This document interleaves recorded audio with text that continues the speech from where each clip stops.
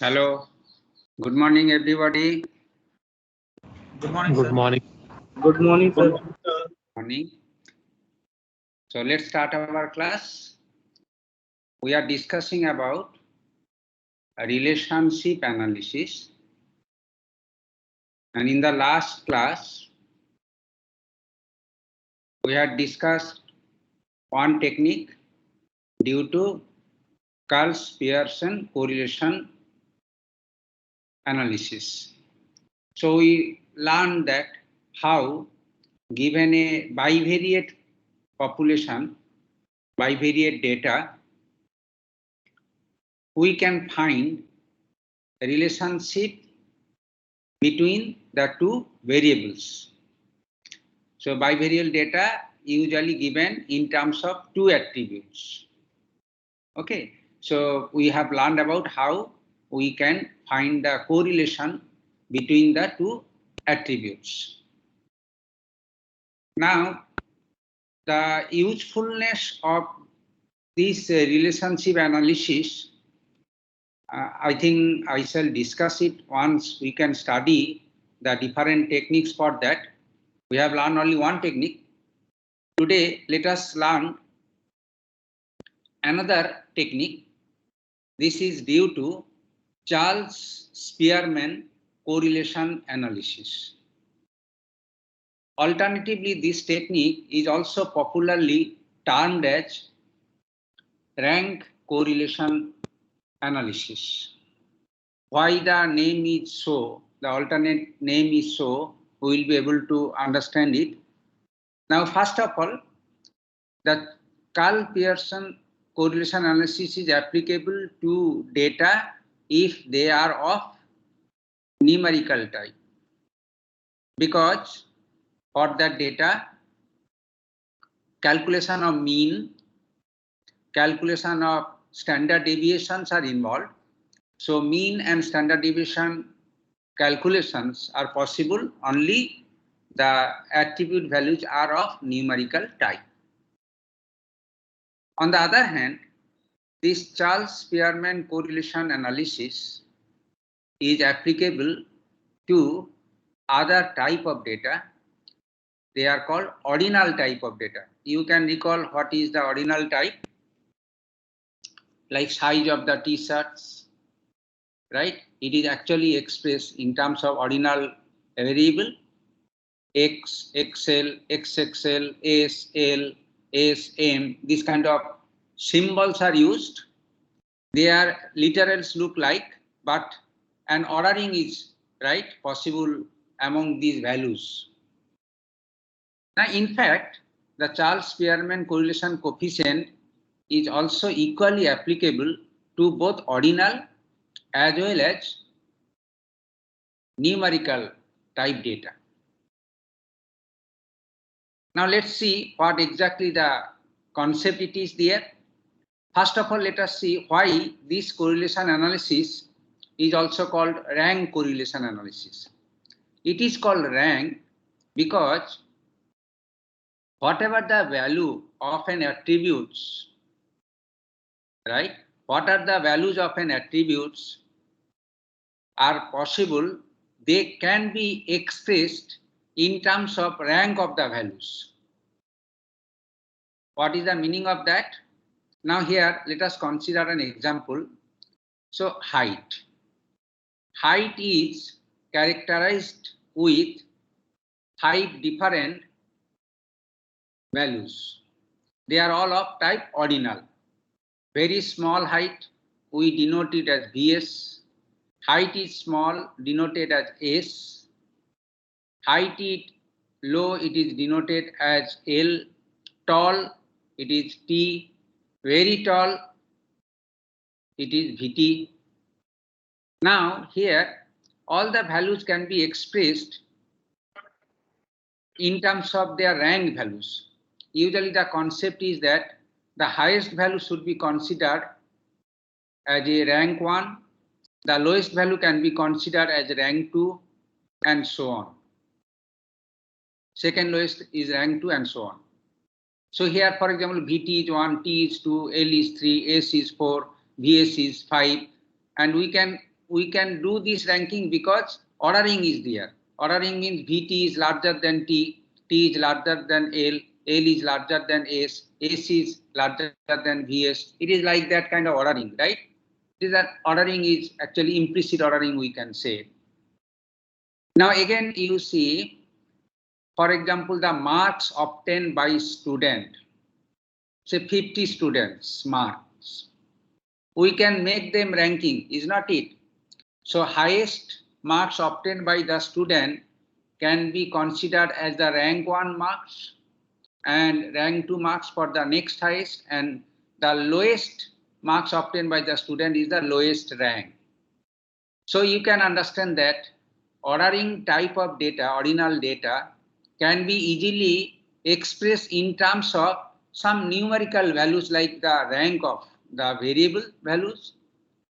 Similarly, the numerical data, if it is given to you, we can express them in terms of rank of the values. The rank is essentially some discrete integer numbers. I hope you have understood it. And then here again, the consideration is that highest, it is a convention that the highest value in the ordinal data or even in the numerical data is to be treated as in rank 1, and next highest will be in rank 2, and so on. Now here, the correlation coefficient does not take the original data that is given to you, but we can easily convert the input data to their ranked version, so ranked data, and thereby we can apply the correlation analysis. That is why this correlation analysis is called the rank correlation analysis.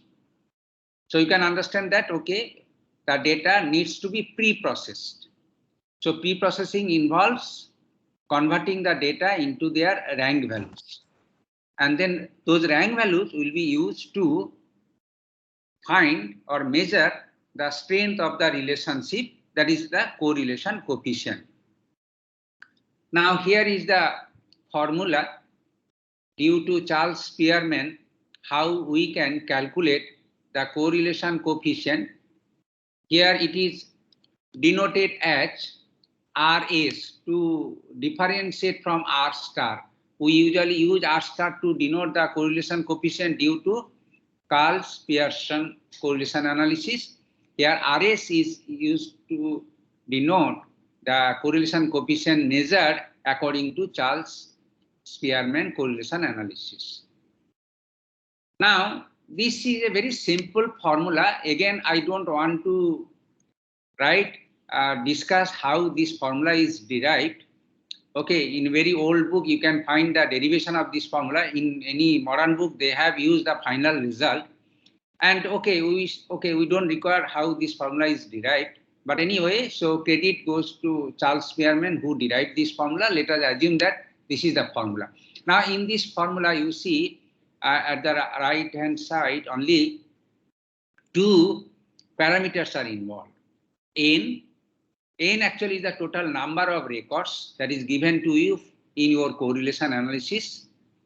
So there are 100 maybe the value. That means if you have given 100 records and each record consists of pair of values, that is the attributes values X and Y like, okay.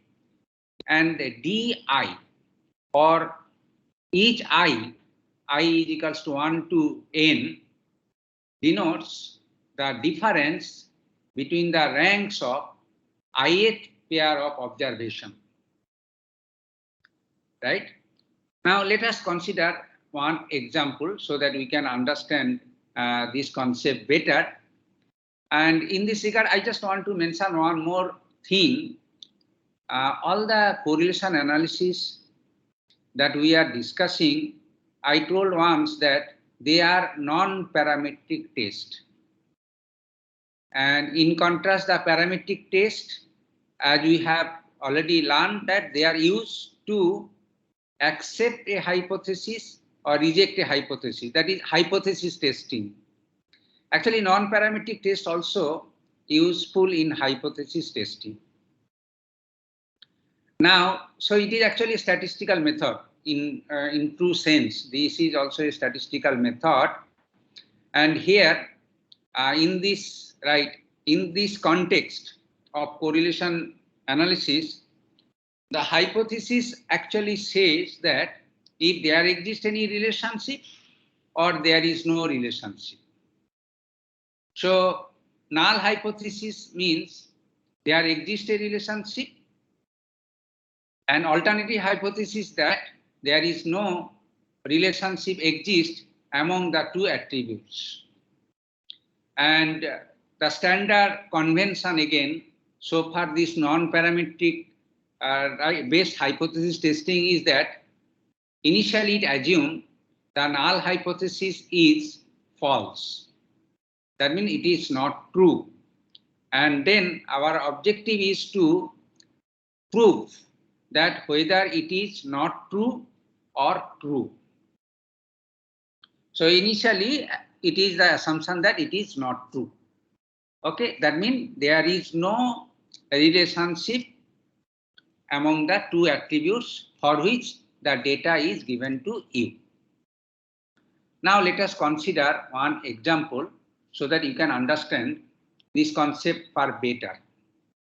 Here you have given a data regarding the depth of a river and width of that river.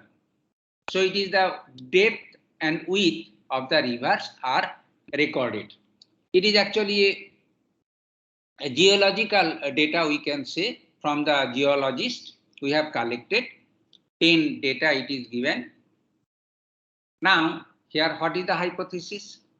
The hypothesis is that the depth of a river does not relate to the width of the river. That means there is no correlation. So that is why the hypothesis we can say that H0, the null hypothesis we can say that D is proportional to W, and alternate hypothesis H1 is that D is not proportional to W. And initial assumption is that null hypothesis is not true. Now we have to see whether this can be rejected or can be accepted. The data, it is like this. It is okay, you can consider for a given country only 10 rivers are there, and for each river we have collected the data, and this is the entire population, we can think about it. Okay, and we don't bother about whether this population follow normal distribution or non-normal distribution. We don't require to consider it here. Now let us apply Charles Spearman correlation analysis to this problem. That means to judge the correlation among width and depth of rivers. So simple formula that we can do it, but I told you this data, as you see, given in the numerical form. So these are the numerical data, is not the rank data. Okay, so what is the pre-processing step is we have to create, you have to transfer the values into their rank version. Now again, when the numerical data that is given to you, there may be 2 or more observations are having the same value. Then how in that case we can assign the rank to them, because there is an ambiguity may occur. So for this purpose, the rank calculation procedure, it is explained here for an example. Say suppose you have given the data 20, 25, 25, 25, 30. Few things are repeated values. As I have already told you, highest value should be rank 1. Without any second thinking, right? Okay, then give the rank, next values of the rank to the next number. So 25 2, 25 3, 25 4, and 20 is 5. But here you see 3 data having the value 25 has the 3 different rank values. So taking the mean of all the values that is there for the same numbers will be the assigned rank for them. I mean a final rank for them. For example, 25, 25, 25, the assigned rank is 2, 3, 4. So final rank value will be 3 because the mean of 2, 3, 4 is 3. So therefore, the rank version of the value 20, 25, 25, 25, 30 will be 5, 3, 3, 3 and 1. So it is just a simple programming which you can easily assign final rank to the value that is given to you. Here is the problem that we are dealing with, and for this problem, here you see this is 500. We are now expressing the rank to this column, right? So 500, it is the highest, so rank 1, 452 and so on. Here fortunately all the values are distinct, so the rank will be like this. Similarly, for another attributes, depth, we can have the rank. So it is the highest value, rank 1. Then next highest is this one, so rank 2 here, and this way we can assign the rank. Then DI calculation. So it is actually the DI calculation. DI is the difference between the rank values of the pair, right? So this is the first pair, 10, 10. So difference is 0. Now here, for example, 6 and 5, difference is 1. Here 5 and 6, minus 1, and so on, so on. So this actually is a contingency column which will store the calculation of DI values for each pair. And in our formula, we need the summation of DI square. So it is DI square it is there, taking the sum of all the values that is there in this column, it will give equals to 4. So DI square that can be calculated from this data is equals to 4. And N is here is 10. So it is 10 into 99. And this is the formula. And using this formula, you can calculate it is 0.9757. And one interesting point is that you have, okay, I have already told you that rank value can be between -1 to +1. But in this case, as you see, the numerator is always a positive values, and the denominator is also has to be positive values for any positive values of n, and it is 1 minus some values, it is there, and it can be negative, of course, if this value is less than this value.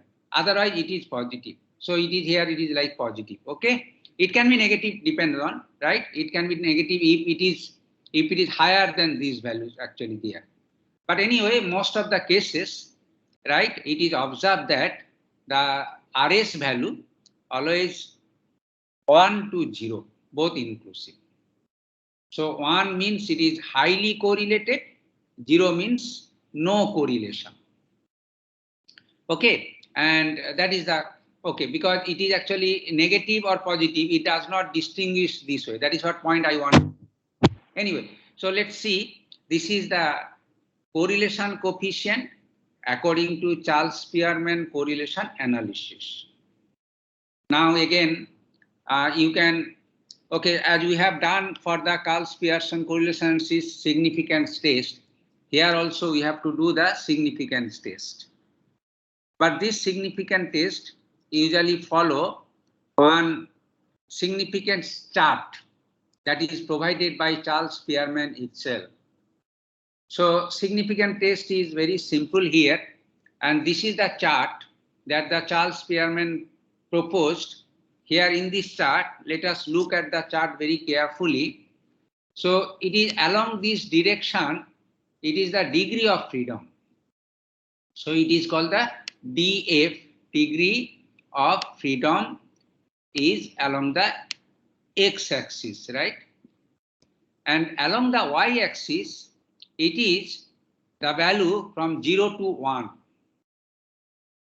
right? So 0 to 1, and then with the scale, that is actually Charles Spearman that, and you see that this is not the uniform scale actually. So it is starting from 0.1 to 1.0, it is like this.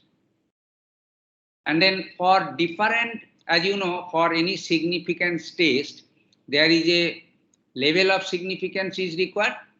So here the graph, I have used only 3 different values of significance level, but in the graph there are more significance level graph is there. One is the 5%, 1% and 0.1%. So if you want to work with 5% level of significance, then you can follow this right curve, otherwise other curves. Now for the given problem, the degree of freedom is 8 because it is a 2-dimensional table. As I said, for 2-dimensional table of size n, the degree of freedom will be n minus 2, so it is 8. And let us consider the significance level is 0.1%. That means it is with high rejection rate, like, okay? I'm sorry, low rejection rate. Anyway, so 0.1% is the level of significance. It is there, okay? Now you note that 0.1%, right? Now for the degree of freedom 8, right? And for this curve, we see it is actually our point, right? Now this point, if we see it is, okay, if we go to this point and using the scale, then this point will be very close to point. It is, okay, this value is above 0.9, below 1.0. Okay, and maybe this value by the scale, say it is 0.95. If it is 0.95 and if your calculated value is above this curve, then it needs to be rejected. And if it is below this curve, then it is to be accepted. Okay, so these are the actually the is a rejection region, it is accepted region. Now suppose it is 0.95 and you got the value, it is 0.9757. So what it does mean, your value lies above this here, somewhere here, right? Therefore it is in rejection region. Okay, if your calculated value, this one for example, if it is 0.8, then definitely it will be here like, okay, it will be here like. Now it is below this curve, so it is in the region, it is acceptance region. Okay, so it is the idea to consult with this Charles Spearman correlation coefficient table. Further, if you see the 5%, even if this is the value 0.9757, and if we take the 5%, right, level of significance, then this also has to be rejected because it is above the this curve, above this one. So rejection. Definitely, if it is rejected with 1%, then with 5% also has to be rejected. Of course, this is there. But if the value is less, I mean this value 0.9757 instead of this one, if another value is there, it can be either accepted or rejected depending on the value that you can obtain. And that obviously will be decided by the data. So anyway, for this problem, what exactly the correlation analysis says that the relationship among a relationship between the width and river is not correlated, is not true. That means it is rejected, right? So it is not true. So what is the idea? Idea is that the depth of the river, in fact, progressively increases with the width of the river. That is the hypothesis that we can obtain from the given data. Okay. So this is the idea, and this is the use of the Charles Spearman coefficient correlation, and the concept is like this. Okay, so this is the concept. Now let us consider another relationship analysis. This is the popular. This is called chi-square correlation analysis. This chi-square correlation analysis again due to Carl Pearson. So alternatively, this correlation analysis is also called Carl Pearson's chi-square correlation analysis. Now let's see what is the chi-square correlation analysis. Again, I remind you to recall that the 3 different correlation analysis, Carl Pearson correlation analysis is applicable for numerical type of data, and Charles-Spearman correlation analysis is applicable to ordinal data, but we have checked that it is also applicable to numerical data because rank calculation is involved. So rank calculation is valid both for ordinal as well as numerical. So we can say that Charles-Spearman is applicable for both ordinal as well as numerical data. Now, chi-square correlation analysis is applicable to only categorical data, nominal data, symbols. Now, let us first learn what is this technique. Again, it is also to test a hypothesis. Hypothesis is that two attributes representing two entities are either related or not related. Now let us learn about this one. So here again we shall consider two bivariate data, two attributes A and B like, and we are to find whether A and B are correlated or not, or there is any association between A and B exist or not. And definitely A has a range of values, those are of categorical type. B also has a range of values, those are of categorical type. So they are categorical values like true, false, or maybe, okay, maybe A, B, C, or A plus, B plus, like this one, whatever the categorical symbol that we can use to represent a value of an attribute. Now, in this method, first of all, you will be given a bivariate data of a given size. Let the size be P. That means you have given P number of records, P number of observations. Then from the given set of data, you have to prepare a table. This table is called the chi-square contingency table. Now in this table, there are few number of rows and few number of columns. The number of rows is decided by total number of distinct values, those are possible for the type attribute A. For example, the A attribute has m number of distinct values. So in your contingency table, m rows are there. Each row is for a particular type of value belongs to the attribute A. For example, A has the set of values A1, A2, am. So for each distinct values, there is a row A1, A2, am. Similarly, for the attribute B, if there are n number of distinct values of B, then we will maintain so many columns there. So n number of columns there. Let the values of the attribute B are small b1, b2, bn. So n number of columns are there. Therefore, this is a table of size m cross n. And there are some summary rows and summary columns. So this is a column. It is called the row total column.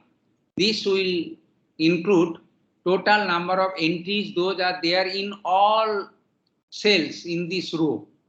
So if it is x1, x2, xn, then it is a summation of xi, I equals to 1 to n.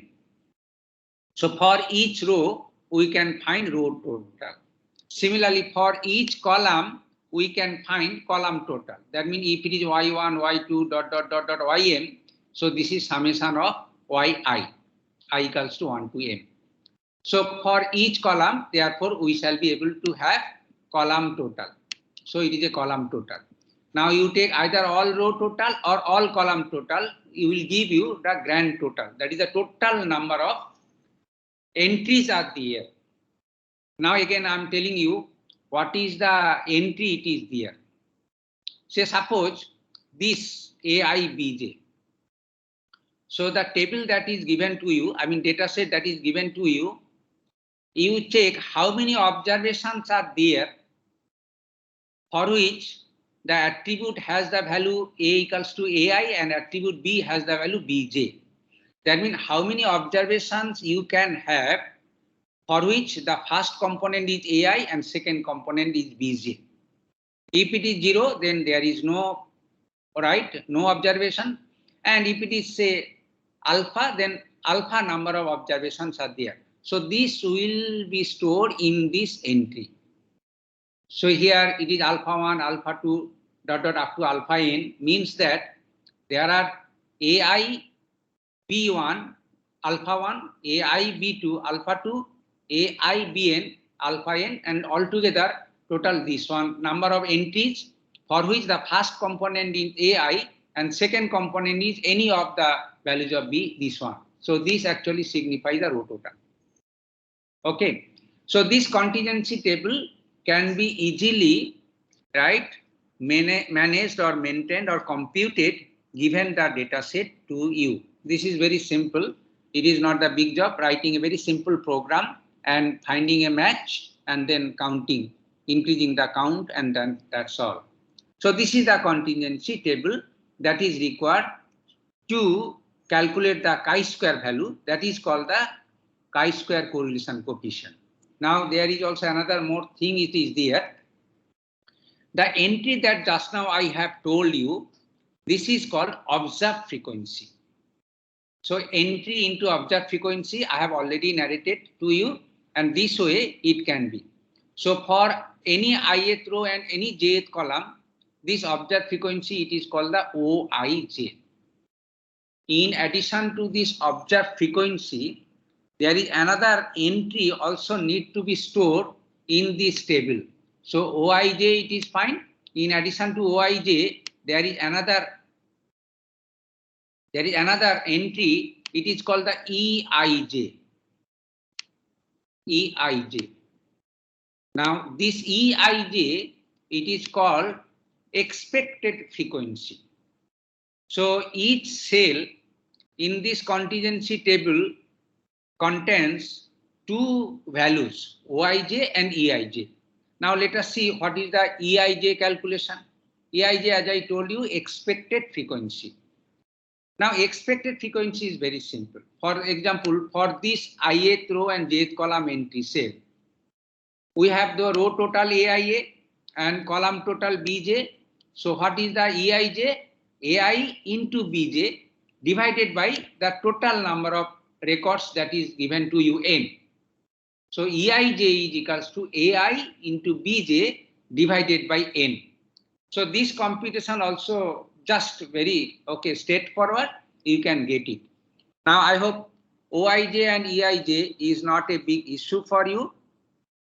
They can be easily calculated given the data to you and your calculation. I mean your pre-processing is ready. You can now go for calculating the chi-square value. This is the formula that chi-square Carl Pearson proposed, how to calculate the chi-square value. That is the correlation coefficient.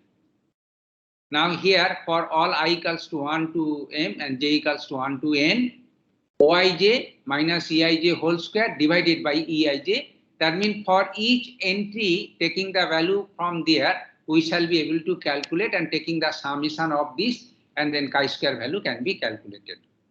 So this is the formula for calculating chi-square correlation coefficient value. And this value, as again, you can understand that it is not exactly 1 or not between -1 to 1, rather it can be any value, but it is a positive value because the numerator is always positive quantity and the denominator is also positive, but it is greater than 1, maybe whatever. Okay, so chi-square value is not necessarily limited to +1 to -1. That is what I want to say. But only the Carl Pearson coefficient strictly between +1 to -1. Charles Spearman coefficient may be or may not be, but chi-square is strictly non-zero values.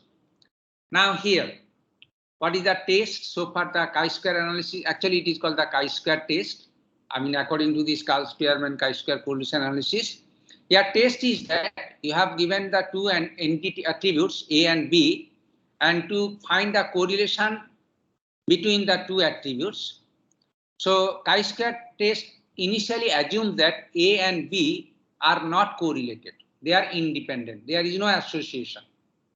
And then the test is to decide whether this is actually hypothesis. Hypothesis that A and B are independent.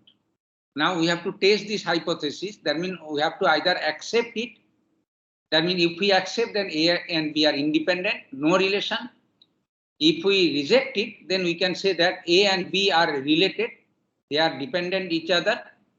Now this test to be checked, again there is a chi-square table which we have already used during our parametric test, right, discussion.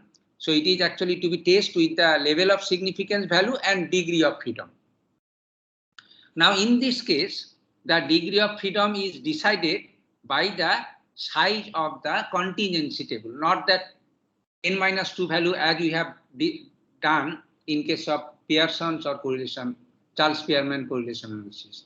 It is actually based on the table that is there, so far the contingency table calculation is concerned. If your contingency table of size n and m, n rows, m column, then degree of freedom of your data set will be n-1 into m-1. So this is the rule that you should follow. So it is n-1 into m-1. Again, I am telling you, for a two-dimensional table, n-2. For one-dimensional table, n-1. For a table with n rows and m column, the degree of freedom will be n-1 into m-1. That somehow you have to write, okay, memorize, you have to remember it. This is a standard procedure. Detail, okay, reason or explanation can be found in some, okay, after thorough discussion. Anyway, those things can be taken care later on. So here the idea is that we have to test the hypothesis whether if they are rejected or accepted. So it is actually a statistical procedure in that sense. Now let's see one example so that we can understand this concept better. We have understood the concept of procedure, the methodology, but let's see how what is illustration with an example. Now it is an example where a survey has been conducted among some okay, people in a locality, right? Let us consider this survey was limited to 1,500 people. In this survey, the question was for each gender to check what is their hobby. And for simplified, okay, one survey, let us consider two hobby we have considered. It is not that two hobby, there may be many hobby, no problem. Only two hobbies, whether a people have the hobby book or a people have the hobby computer. We have just made a survey, and gender again consider there are only two category, M and F. As you can understand that, so data that is involved in this study, they are all categorical values. Gender has two categorical values, A. F, hobby has two categorical value, book and computer. Now here the hypothesis, the initial hypothesis is that gender is not related to hobby. Then gender and hobby are independent. This means that it is not the true that M has the fascinated to computer, F has the fascinated to book. It is not like that. So this is the null hypothesis according to this chi-square test. Now we have to check it whether this hypothesis to be accepted or rejected. So for this purpose, what we have to do, we have to create a contingency table, and in this case, the contingency table has the okay 2 rows and 2 columns, M and F and book and computer, and then scanning the data that is given to you for the 1,500 people, we shall be able to fill each cell in the contingency table. That data it is not disclosed in the slide. You can get it, and suppose after scanning the entire table, you got the size. It is like male and female, the gender, hobby is the column, row, book and computer. So here we can see 250 males, they have reported their hobby as book. 200 female, they have reported their hobby as book. Similarly, 100 female, they have reported their hobby as computer, and 50 male has reported their hobby as computer. Okay, fine. And the row total is very simple. So 450, the total people who shows their interest towards book, and 1050 people have shown their interest towards the computer. And then total male people are 300 and total female is 1200. And then total number of records that has been considered in this case study, it is 1500. So this is the contingency table, and this contingency table is initially filled up with observed frequency 250 book and male, 200 is book and female, 50 is computer and male, 1000 is computer and female. So this is the table that you can obtain, and then entry can be filled up. After one scanning, it is there. And then next calculation, it is called the expected frequency. So expected frequency for each entry, for example, A1 book, the first entry, this one. For this one, it can be calculated easily, 450 into 300 divided by 150. So this calculation will give you, it is like 90, 360, 210 and 840. So this is the expected frequency that we can calculate from the contingency table. Now, having these two sets of values, observed frequencies and expected frequency, we shall be able to calculate the chi-square value. That formula, as I told you, for each entry, Oij minus Eij whole square divided by Eij, and taking the sum of this calculation for each cell. And this calculation, if you check with calculator, you can find that this is 507.93. So this is the chi-square value. This is the chi-square value that we have calculated from the data that is given to you. This data actually, the two attributes values, gender versus hobby. Now we have to check whether this gender and hobby, they are independent. I mean, they don't have any association relation or not. So to do these things, we have to check with, this is the degree of freedom. And in this case, M is 2, N is 2. So the degree of freedom is 1. And we have to consider one level of significance. Let us consider 1% is the level of significance.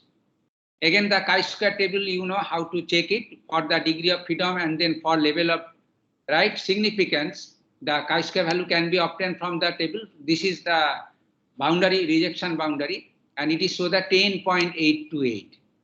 So 10.828 is the rejection boundary, and 507.93 is the value higher than this rejection. That means this value lies in the rejection region. So this means that the initial assumption that actually the test took is that hobby and gender are independent.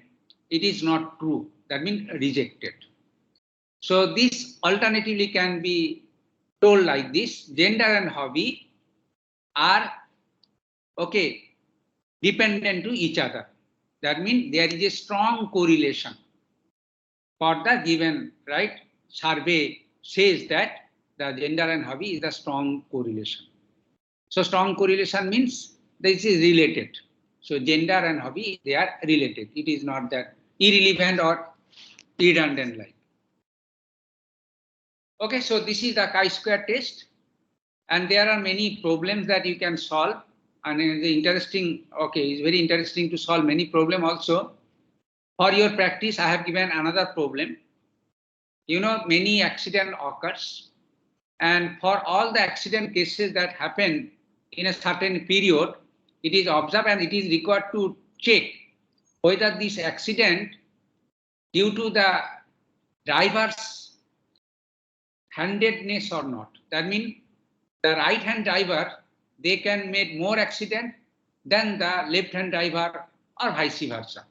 So that means here the hypothesis that accident proneness versus driver's handedness. So again, few accident cases which occurred in a certain period has been recorded.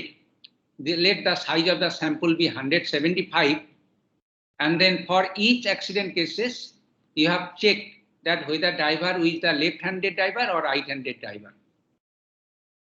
So here, the left-handed and right-handed, and then accident, no accident, it is like this. So this is an accident, no accident, or is a fatal or non-fatal. Okay, it is like this. So the two attributes we have considered.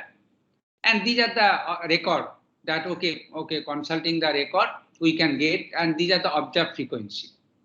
As you can see, so 8 left-handed, okay, driver who made accident as non-fatal is 8, and 141 is okay, right-handed, it is like this.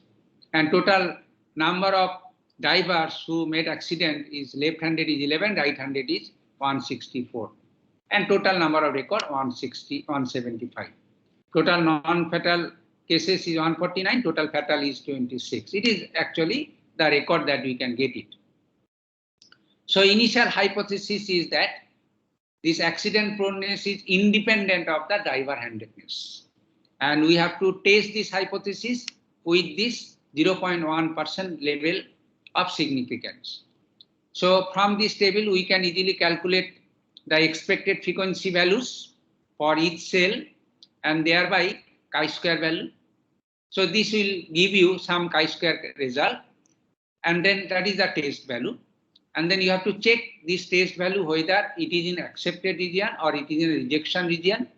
That can be tested with degree of freedom. In this case, degree of freedom is 1, and level of significance it is given as 0.1% means 0.001.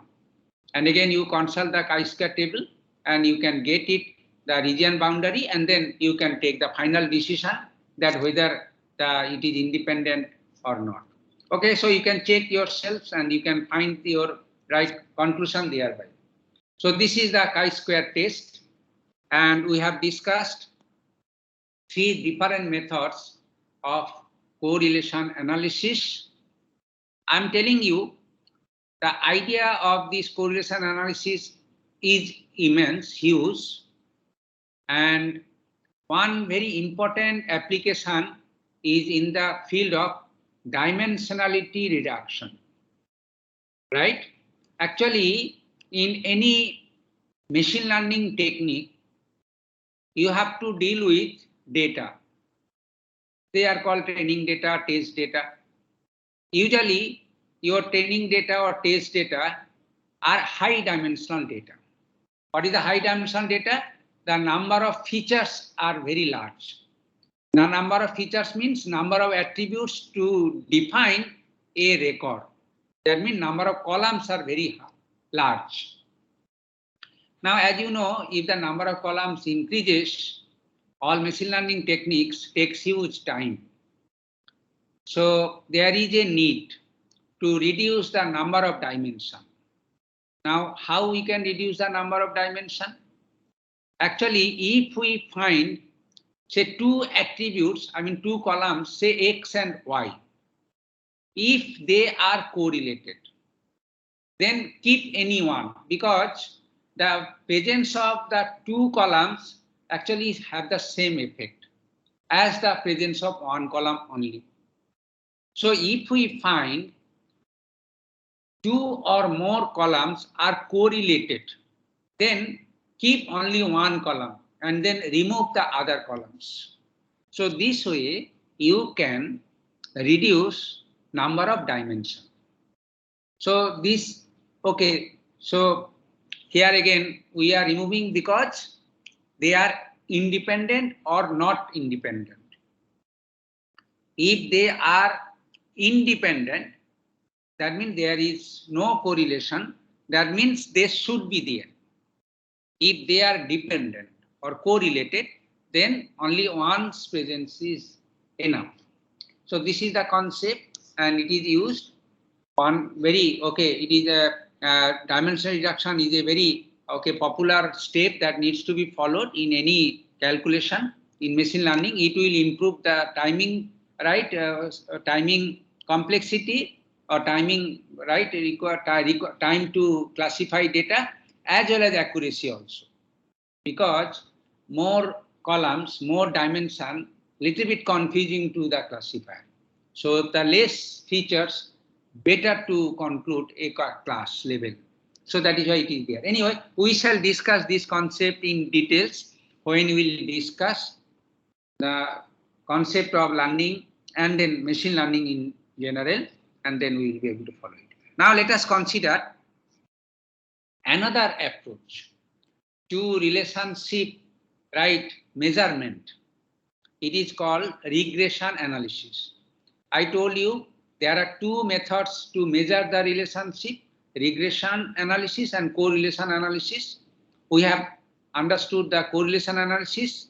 It is actually association exists or not. If exists, then what sort of degree of association. Now regression analysis, you can recall the open challenge problem that I told you. It will find a relationship between the two attributes and more relationship again in a more what is called the meaningful manner, right? So here regression may be linear, regression may be non-linear, regression may be other form, whatever. Okay, so there are many ways of the regression can be there. Now let's start about this new topic. It is a very interesting and very useful topic. Now so here few examples that, okay, see the figure below, three graphs we have, right, given, and this is the one plot. It is actually x and y are the two attributes, and for x there are set of values, for y again set of values. Consider the numerical. Again, this regression analysis is applicable to numerical attributes only. So here this is one, right, regression actually. As I say, this is called regression because here the name regression. What is the meaning of regression? Regression actually the concept of fitting curve given the data or observation. You have given a multiple observations, and then you have to find the relationship among the observation by means of fitting a curve. So the curve itself return you the relationship between x and y or between y and x. Now this relationship, if it is in the form of a straight line, then this is called linear regression. So this is a linear regression. This is also a linear regression. This is also a linear regression because it will be right in the form of a line. But this is not a linear regression. This is called non-linear regression. So regression are two types: linear regression and non-linear regression. Okay, linear regression and non-linear regression. Now again, for linear regression, it can be of simple linear regression or it can be of multiple linear regression. So simple linear regression implies that there is only one independent variable. That means y is a function of only one variable, or x is a function of only one variable, y. So if y is a function of only one variable, or y equals to mx plus c, then we can say it is a simple linear regression. But if there are two or more independent variables, y is a function of x and z, y is a function of w, x and z, y is a function of u, v, w, x and z, then this is actually called multiple linear regression. So two or more independent variables, but linearly related they are, then it is called the multiple linear regression. Similarly, non-linear regression can be simple non-linear regression and as well as multiple non-linear regression. Only the complexity will increase.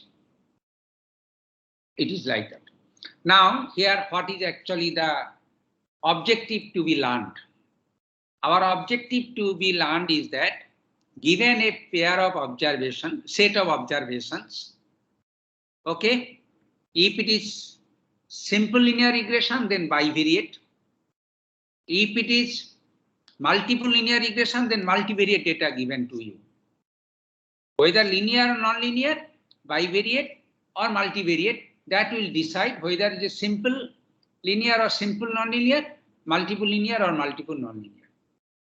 So here we can work with multivariate data as well as bivariate data.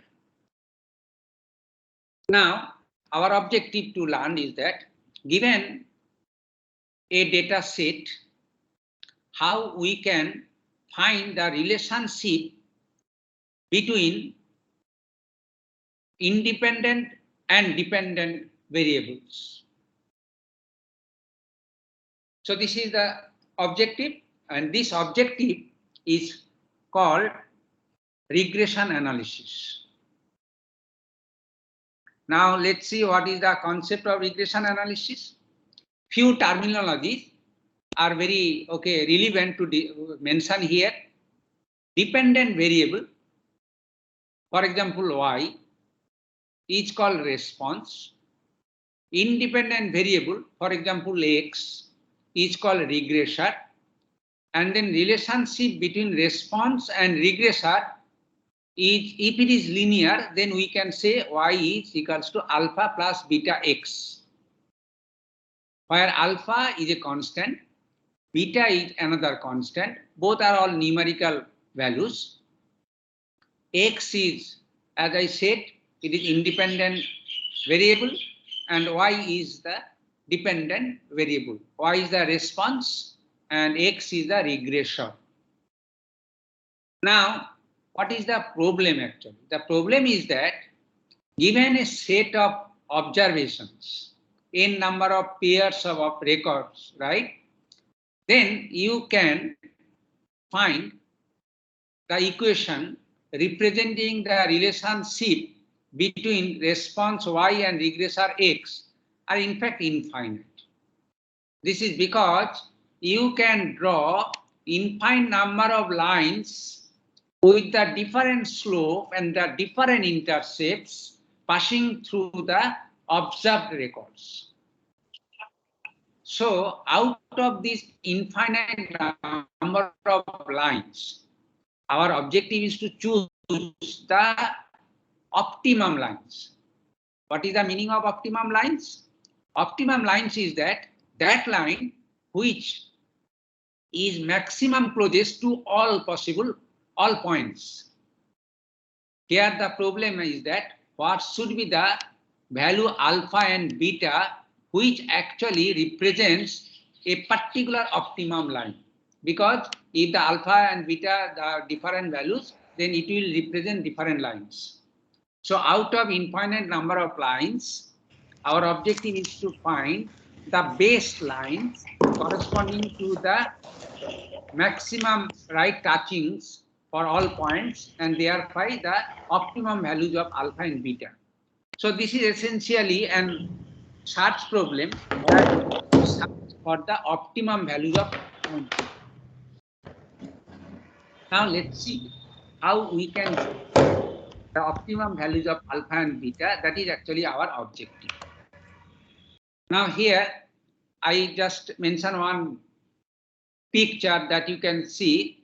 Say suppose this is your relationship line called the regression line.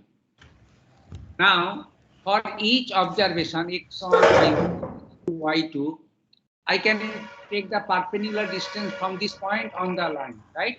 Or okay, it's not that perpendicular distance, shortest distance from this point to this line.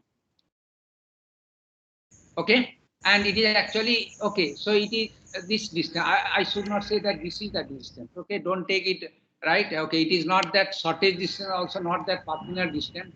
This is not the distance actually, right? This is actually not the distance. Distance is actually this is the distance. Okay, all the okay, you can say the vertical distance, right, from the point to the line actually. What does this signify? This distance signify that actually see this is regression line. That means your predicted line, and this is actually the actual value yi. Now here you see this is the point x1, y1 dash.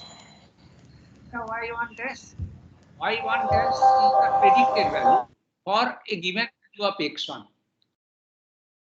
Find the relationship between x1 and y1. Our objective is to what is the relationship that for a given x1, what is y1.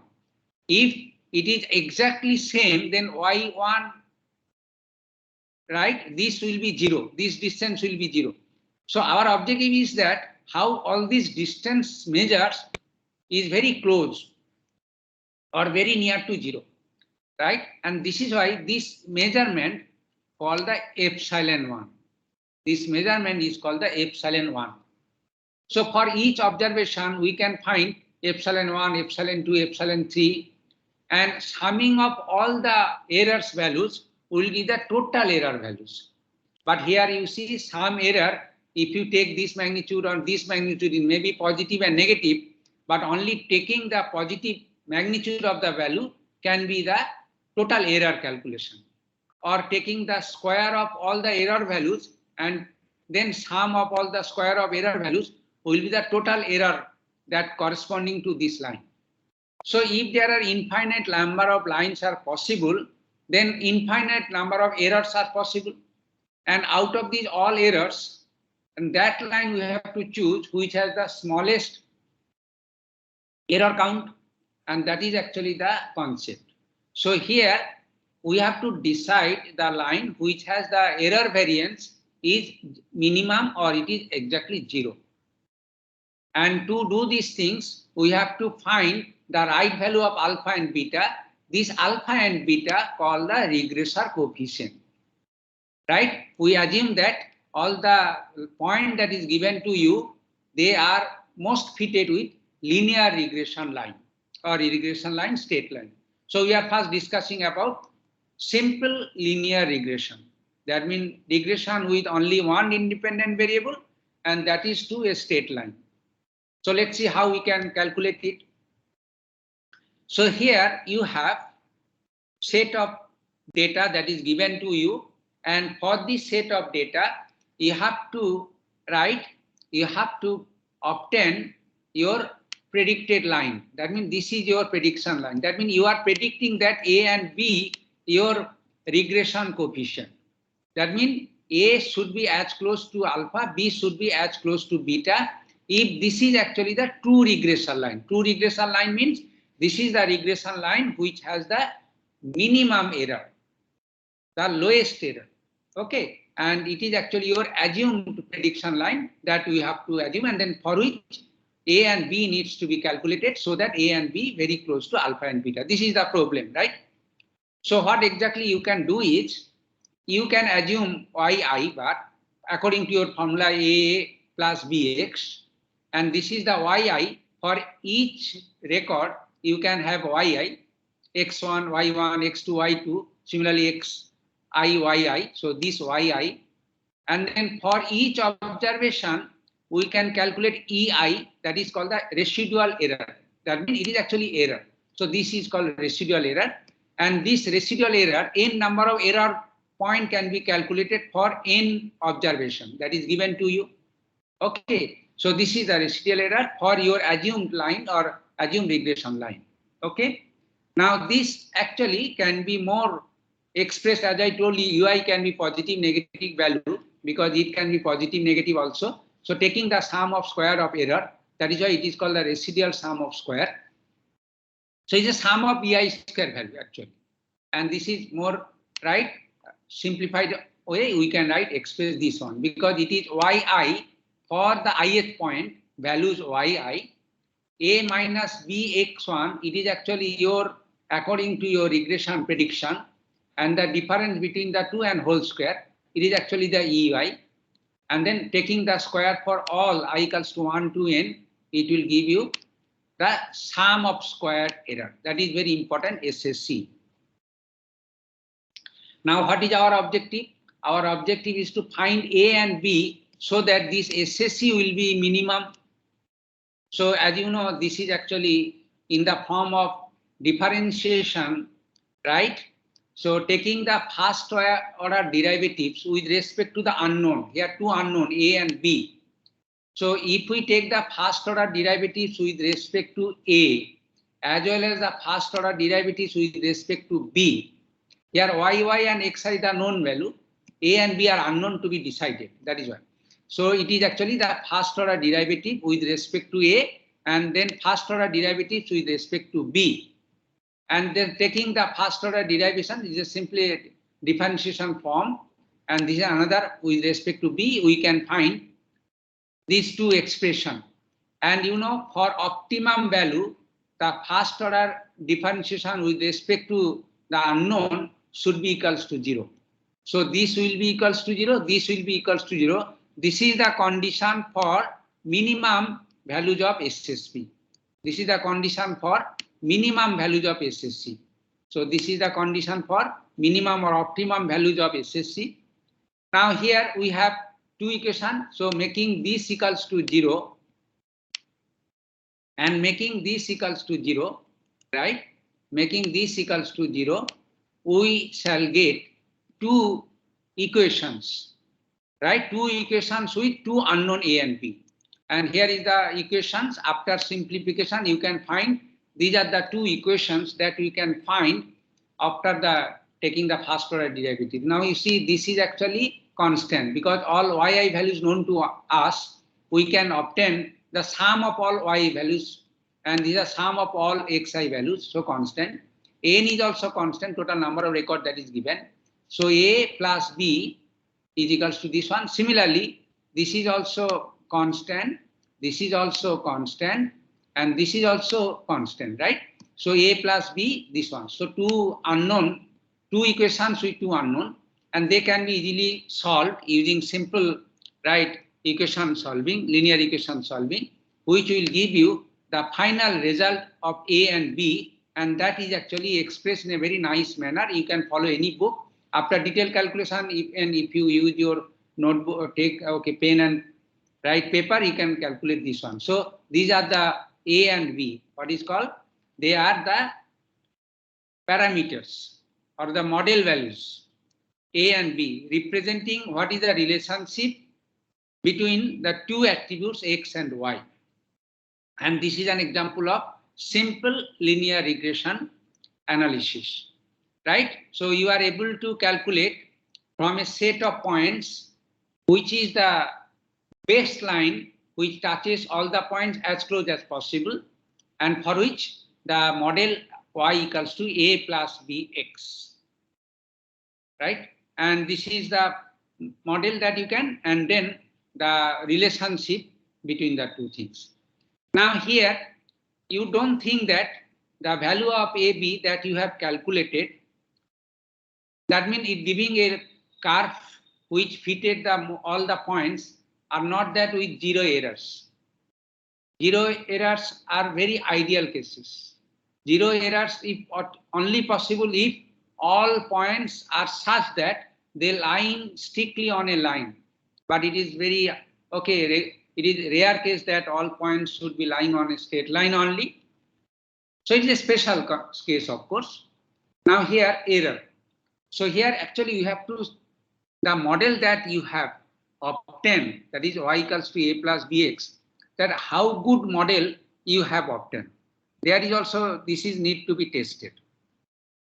For this, there is again another measure known, it is called the R-square measure. R-square measure is also called quality of fit measure.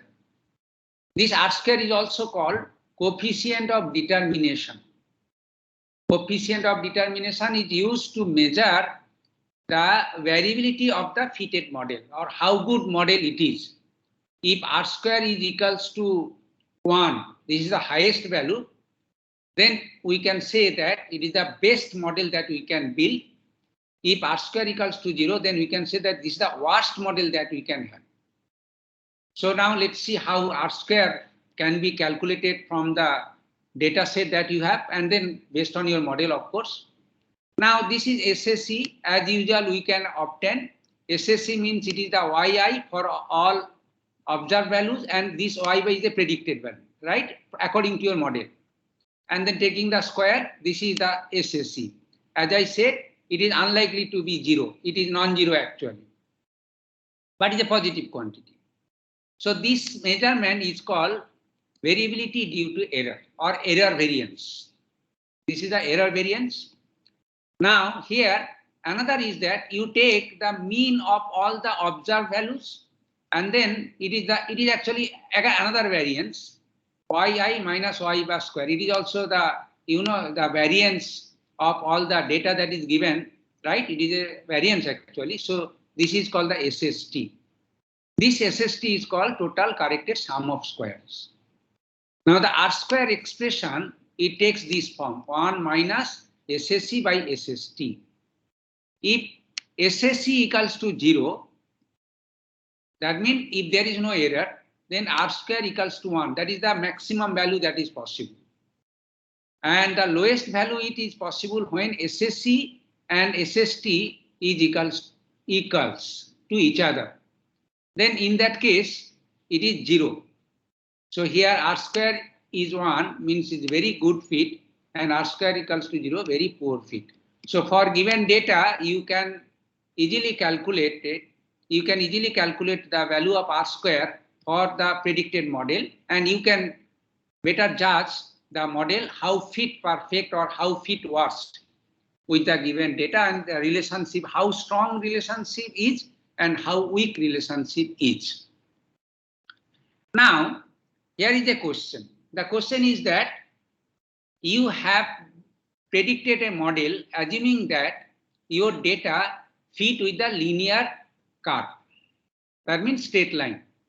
If it is a simple linear, then straight line. Okay, fine. Let us consider simple linear regression only. But how you ensure that your data will be fitted by a straight line? It is like, but rather your data can be fitted by this one, or maybe it can be fitted by a curvy line, whatever it is there. You don't know that which is whether this is the best fit, this is or this is. So the idea is that you tried with simple linear regression, and then you got this R square value, right? Now next you can find with nonlinear regression with two. Okay, it is a nonlinear regression with 2 degree. What is the meaning? You assume that linear regression is equals to y equals to a x plus b. So this is the linear regression that you have considered. Now, if R square value with this model, and for the A and B, you can found that it is very poor, well, maybe say 0.25. You are not happy. Then what you can do is that you can test the same model, but using nonlinear models. What is the nonlinear model? I am telling ax square plus bx plus c. So this is a nonlinear model with degree 2.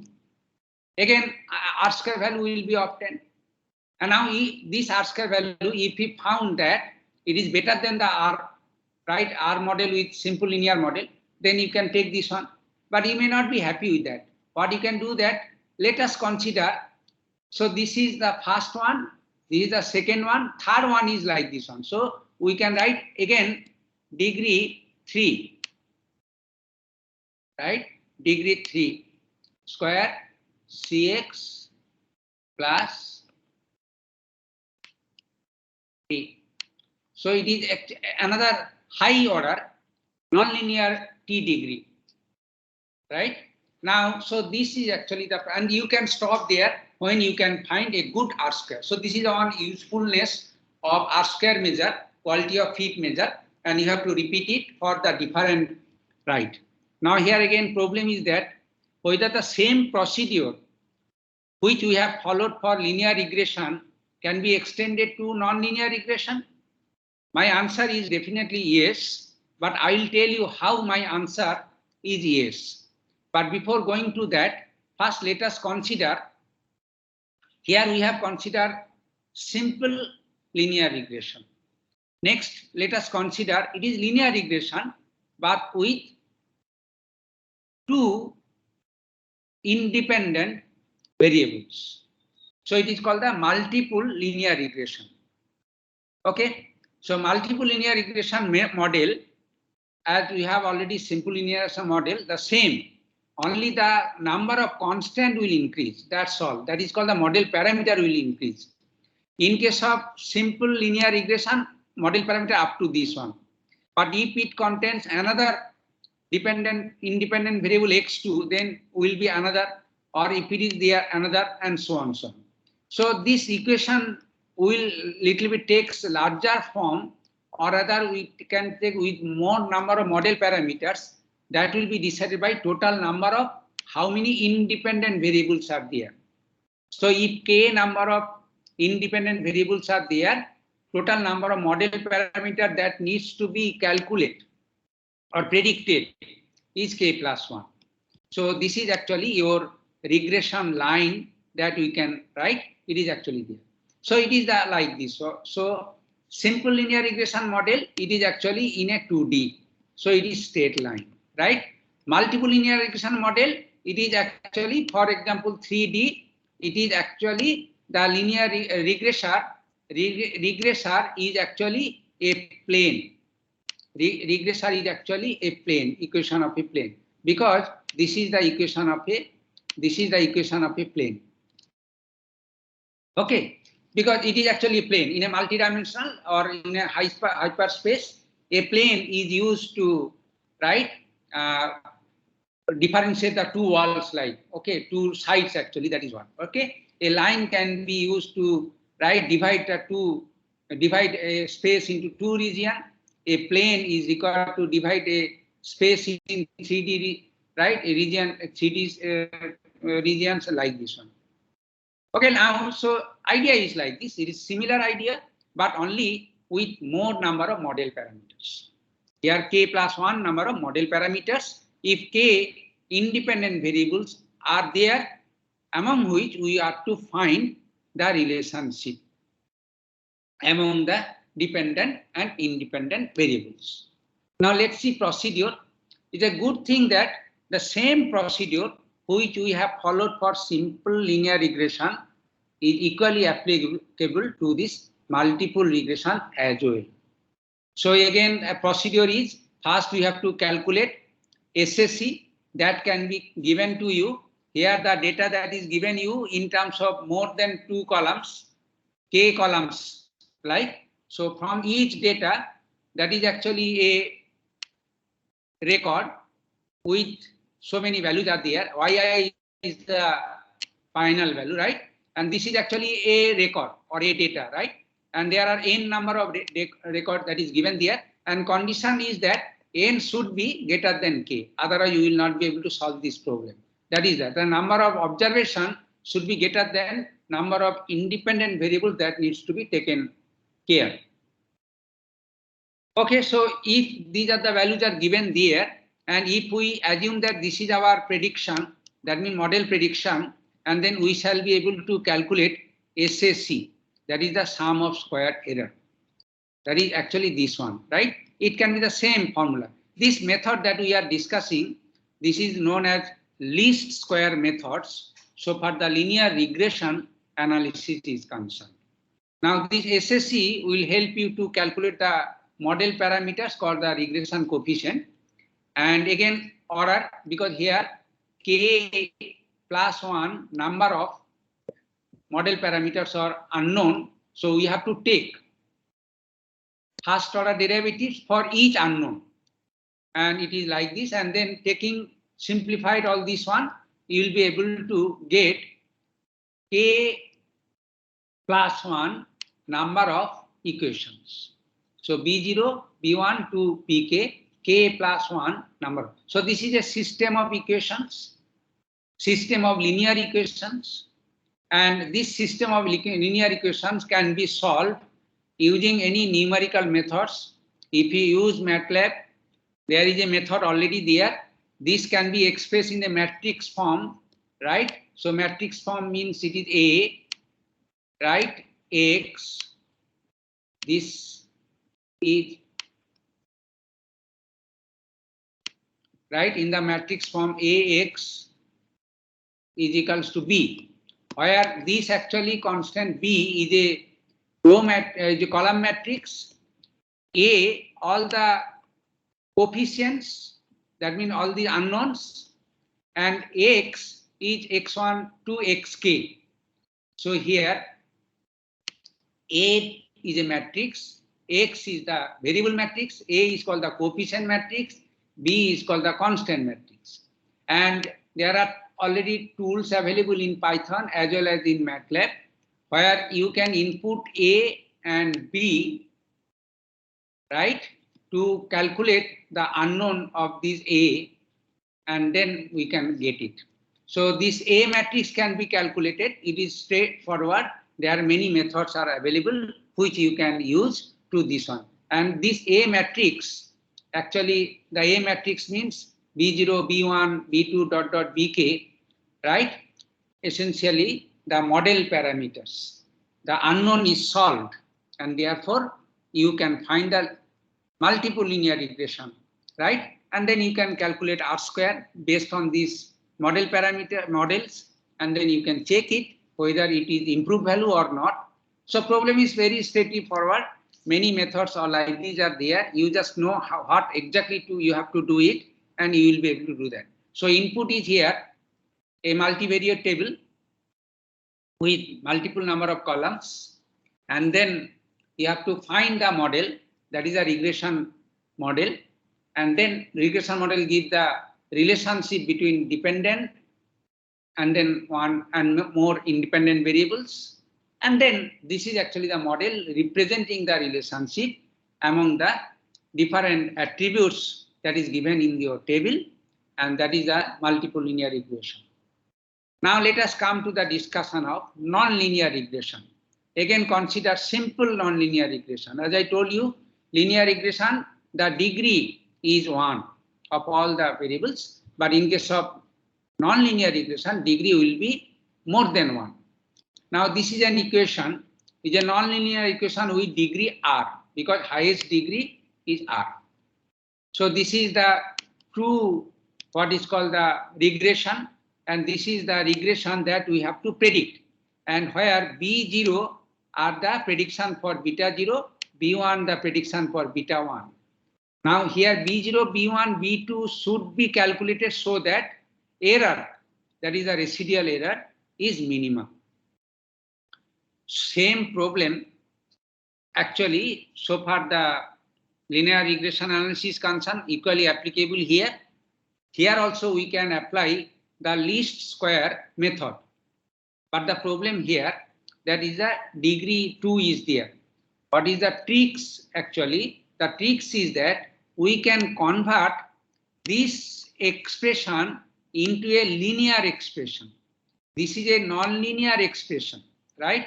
Now let's see how a non-linear expression can be converted into a linear expression. If we can convert it, then whatever the previous multiple non-linear and the multiple linear regression we have followed can be applied, and then we can solve this problem easily. Now let's see how this non-linear regression model can be converted into a linear regression model. Now the idea it is like this. Here you see, you replace x by x1, x2 square by x2 here. x1 is equals to x, x2 is equals to x square, and xn equals to xr. So far the xr terms are there. Now essentially if we do this transformation, then it will represent this form. So here a polynomial model, that means a model of degree 2 or more, can be transformed into a general linear regression model by setting this kind of transformation. And then this is actually, you see, the linear form. But here the linear form with higher number of variables. Here non-linear form with only one variables, but here with many number of variables. This is the only thing that it is happened here. Otherwise, so far the procedure, our objective is to B0 to prediction beta 1, B1 to beta 1, B2 beta 2. absolutely that is only our objective. So whether it is a model with one variable or model with more variable, that we should not bother actually here. Anyway, we can solve it, and once it is solved, then we will be able to find these are non-linear representation of the model. And this is the idea which you can follow, and you have learned about it.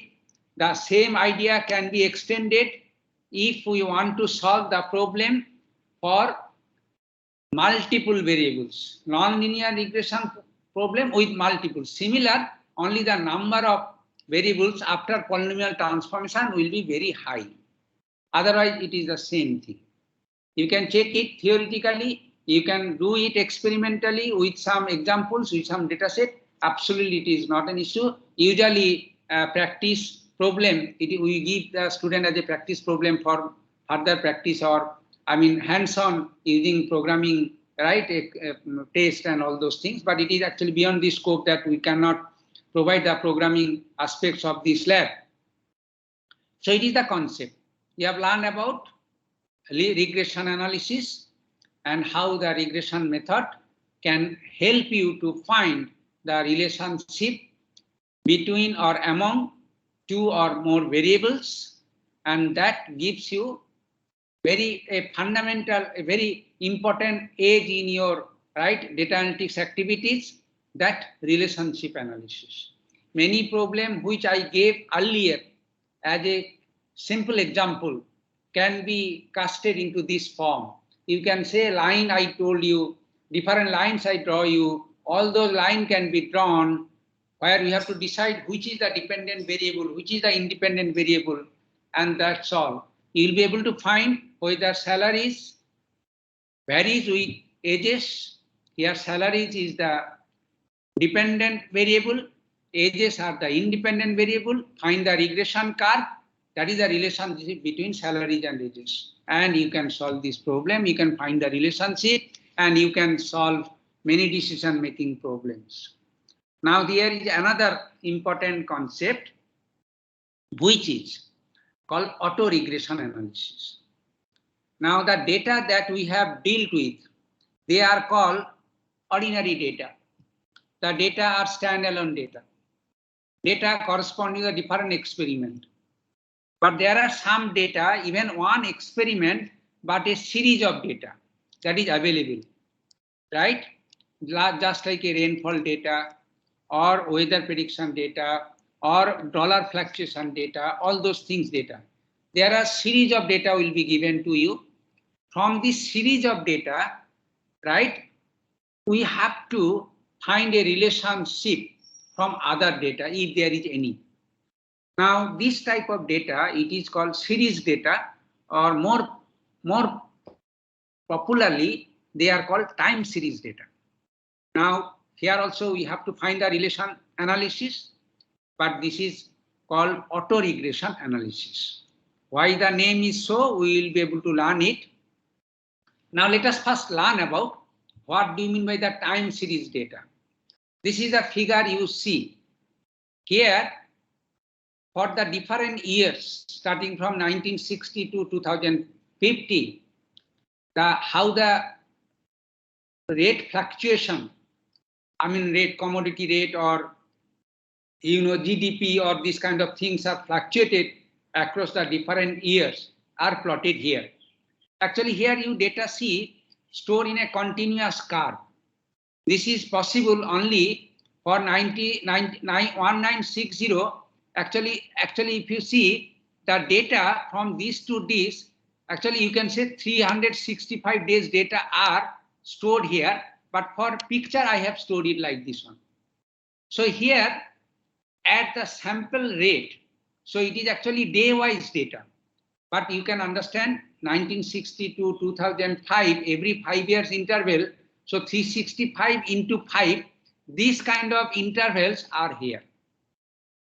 So here for 5 years, for 365 in each year, so 5 into 365 days, for every day's data if you plot, then such a time series data can be obtained. Definitely this is a huge data. And obviously whenever some video streaming is going on or audio streaming is going on, or even 30 minutes video streaming, huge data, that will be like this only, right? Here, so this is the data in this case of our fluctuation or rate fluctuation or GDP calculation. And this is actually the rate of fluctuation. It is in a percentage form. How much percentage fluctuation? 0 means no fluctuation. Okay, 10% means increase. Minus 10% means decrease. Whatever it is there. So it is actually this kind of hilly terrain curve that you can obtain from the time series data. So this is a very good example of a time series data that you have given. And from given this time series data, you have to perform regression analysis. And that is more precisely, it is called auto-regression analysis. Now let us see what is the problem.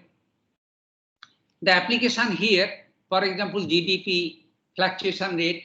If you have the data, if you want to predict that, okay, in the coming year, what should be the GDP? Or you have said that, okay, this is the change of dollar with Indian rupees. What is the right possible rate of dollar value, right, in terms of Indian rupees in the next 5 years or next year or next month? These kind of things are there. Now here, cigarette consumption. If you see a cigarette makers, they want to know whether they will hike their manufacturing productivity unit or reduce. They can take what is the sale of cigarettes or their cigarette consumption, right, in a different state. And then accordingly, they can take a plan that, okay, in this state, whether they will go for a cigarette manufacturing plant or not. And then in which year. So if they have the previous year cigarette consumption rate, they can predict that, okay, what will be the possibility for next consumption in next year or next coming 5 years. Rainfall data is good. It is used for the prediction of forecasting. Sales of tea from a tea shop in a season, they can take that whether more employees can be recruited to manage the sale of his shop or not. So these are all the things actually business making application.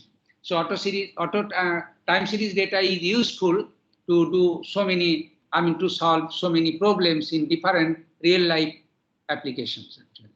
So these are all example of time series data, provided that x-axis should be time and y-axis actually whatever, whether it is sale, Indian rupees versus dollar or rainfall, whatever it is there. But my concern is that x-axis should be time series data because this data varies with time and it actually makes sense. Otherwise, it does not have any sense so far auto-regression is concerned. As I said this time series data is useful for building forecast model, time-dependent analysis, and then causal effect. If we change it, then what will be the happen? In 3 months, what will be the result? In 12 months, what will be the result? Or all these things are there. All business making decision system, it is used. And so this is an example about, so this is a 2015 data it is given. Now what is the result, right? What is the result or how the curve or like this, so far the year 2017 is concerned. It is okay, it is like this, 2017 data. Okay, if we want to find it, how we can find it? Okay, you understand? So this is the, right? Now here you note down 2007, 2008, 2009, 2010, 11, 12, 13, 14, 15. They are the uniformly distributed. There is a need. It is ऐसा नहीं होना चाहिए. It should not be like that. The 2007, then 2010, and then 2015. But it should be uniform, right? And in this uniform, the sampling rate actually the thing is either days wise or month wise or week wise, whatever it is there. If it is week wise, then 52 is the sample data actually to be plotted so that this curve can be obtained. If it is year wise, then 365 data. If it is day wise actually, okay. And if it is, okay, so this way the time series data that needs to be used so far your forecasting model building is concerned. Okay, so the data can be stored in an array, right? That's all. It is all, of course, univariate data, but again time series data also can be extended to multivariate data. It's a simple idea. If you can apply your brain, you can solve this problem easily. But I will discuss, right? Only, okay, univariate data, but it is actually univariate data where time is the one domain, right? So it is essentially bivariate data, where time is one fixed domain and then other value is this one. Okay, so it is like this. So an array can be used to store it one. Now here I hope you have understood yt, that means tth year. So value of y in a period t. Now this period t can be 52 weeks, can be 365, or can be some other season or session, whatever you can do. So t can be up to you that how you collect the data. Okay, so banking transaction data may be collected even the minute wise. You can understand. So that is obviously very large set of data, but depends on in which application you want to have it. Now the data set that is given to you for every year, that is what I told you, this is the time domain. For each time domain, what is the value for every unit of the domain, right? And so it is actually called T observations are given to you. As I said you, this data set can be stored in a one-dimensional array, right? But the size of the array, definitely it will be very large. Now for this auto-correlation analysis, few assumptions have to be followed so that these results will be treated as valid. One assumption is that data should be uniformly distributed. Okay, that means for every year or every month or every day's data should be there. There should not be no missing component in between any two data are there. So no missing month, for example, if the year-wise data you consider for your auto-regression analysis. Now another assumption is that yt is stationary. Yt is stationary means for any tth year data, if you have, and they should be distributed with the population, a same probability distribution. Same probability means let it be normal probability distribution, like, right? So although data is like this, okay, but you see it is actually follow a distribution pattern. So every year data, for example, rainfall over a 365 days data should follow this kind of things, it is there. So if the every year data follow it is, then we can say yt is stationary. But yt is non-stationary in case of rainfall. In a particular year, there is a huge rainfall and abrupt because of the global warming, and the next year it is not that kind of rainfall, then they may not satisfy this same probability distribution. If it is not that, then your prediction, your forecasting for the coming years may not be accurate. So assumption that accurate result can be obtained if they are uniformly distributed and every sample data should be stationary. So auto-regression analysis assumes yt is stationary. This is not required. How the yt value can be stored in which scale? There are many scale, whatever it is there, depending on the variation, fluctuation, logarithmic scale, percentage scale, or different scale that you can, or normalized scale, you can take any one. So there are many people, many researchers follow many different scale to store the value in an array. Okay, so that is absolutely not an issue. Any scale you can follow.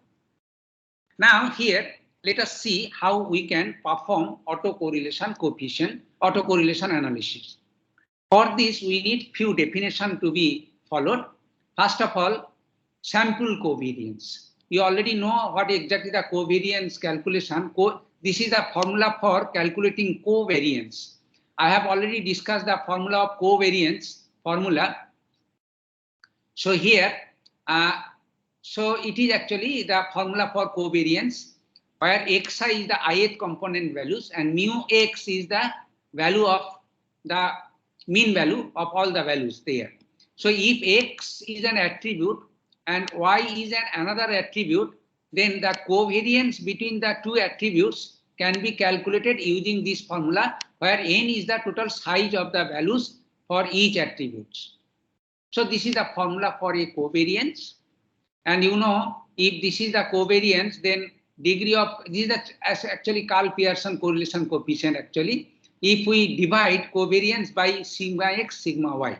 So n minus 1 will be, all right, okay, deleted, because sigma x is root over xi minus mu x, sigma y this root over this one, and then finally actually this will give you the correlation analysis. You can check it, which formula we have used there. In case of R star formula. Actually, this is same as R star formula that you can verify yourself. Okay. Anyway, so our objective is that covariance calculation.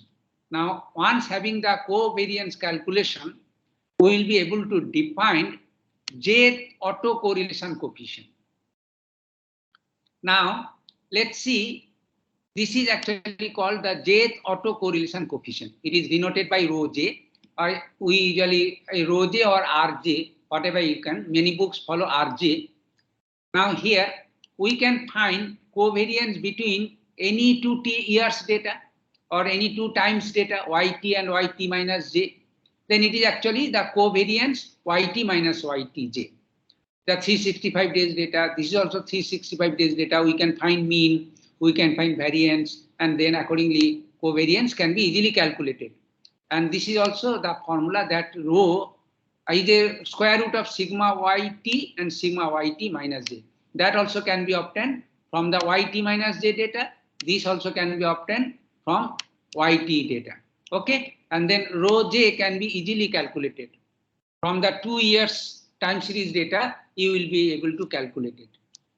So if there is a set of years are there, then this year and this year, the different covariance taking the autocorrelation coefficient between the 2 year, autocorrelation between this year and this year, autocorrelation between this year and this year, and so on, we will be able to calculate it. So it is rho 1, it is rho 2, right? Rho 2 and rho 3. And if it is in the pth year, yt minus p, then we can calculate it, right? Rho p, it is this formula. Okay, so here the formula, it is like this, right? So from a particular year to any other year, right, we will be able to calculate the rho g value, and that is the autocorrelation coefficient calculation. That's all. Now let's come to the main problem. Our objective is to predict for the unknown year, right here. So what is the unknown year? 2017 data is there. So we have to have an array of data, say 365 data, right? So how we can calculate? So there is a data that how we can calculate it, right? So you can take the confidence of these data, right? You can take the confidence of these data so that you can calculate this one.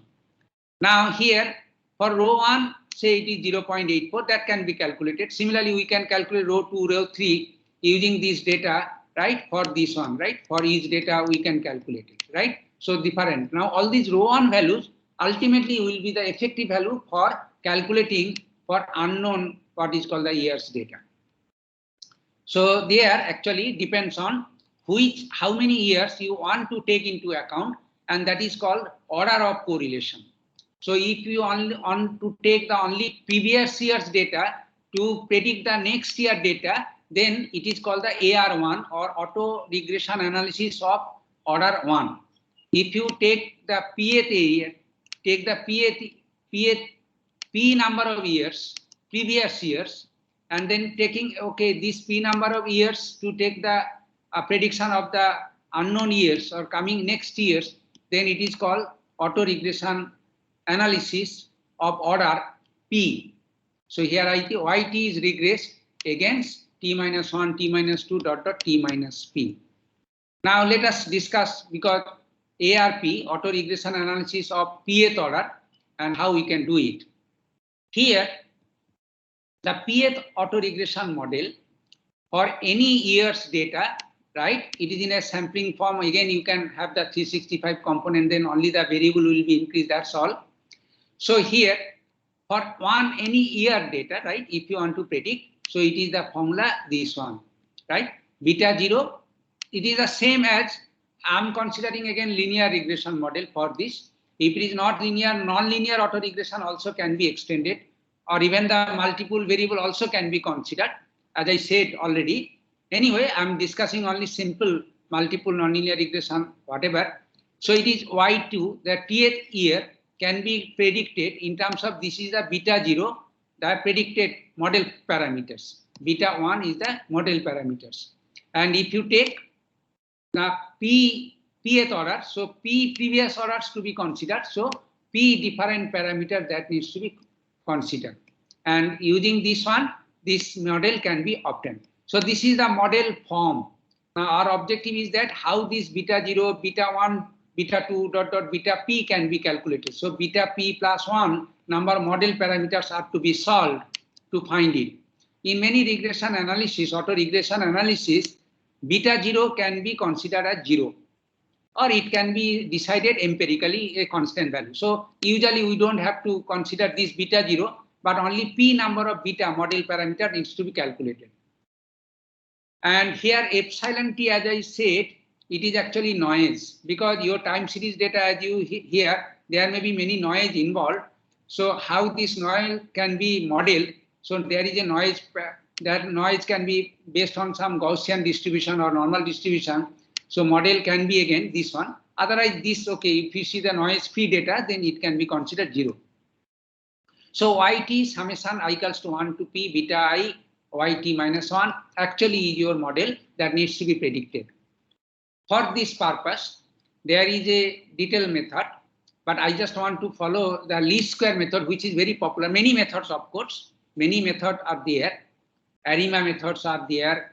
Then windowing methods are there. Many methods are there. I'm following one least square method, which is very accurate for the linear 1 degree variable, I mean simple linear autoregression analysis. Here they use one system of equation. Detailed derivation, I just skipping it because it is too many slides will be there. Unnecessary calculations are there.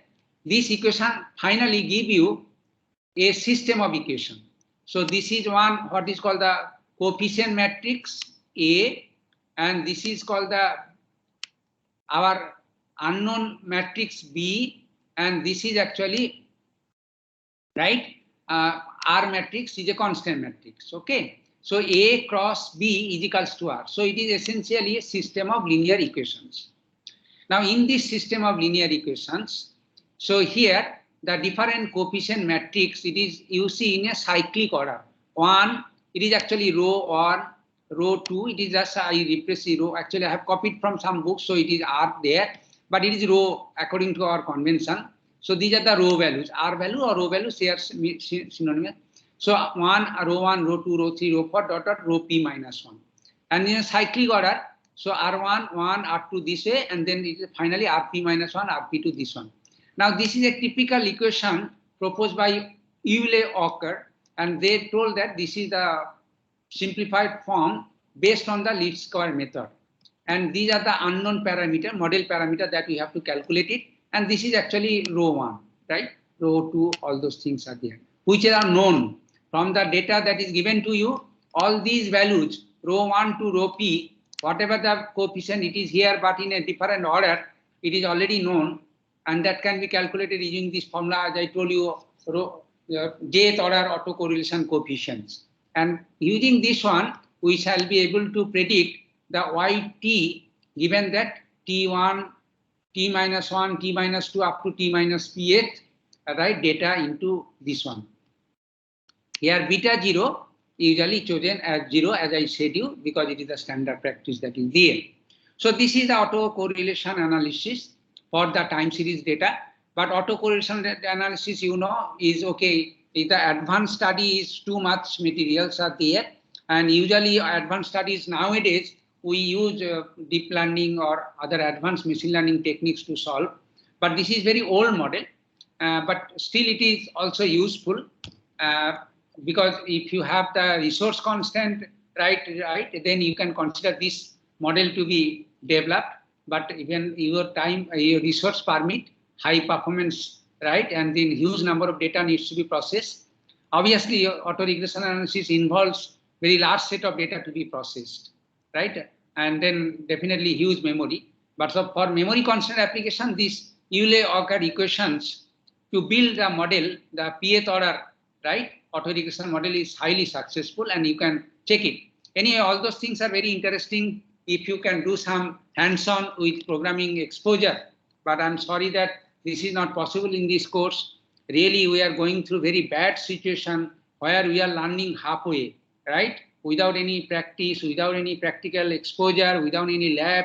We are in front of the screen, keyboard, right? Okay, maybe whole day we are sitting with laptop, but we're getting even, I don't know whether 50% of the entire things we are getting or not.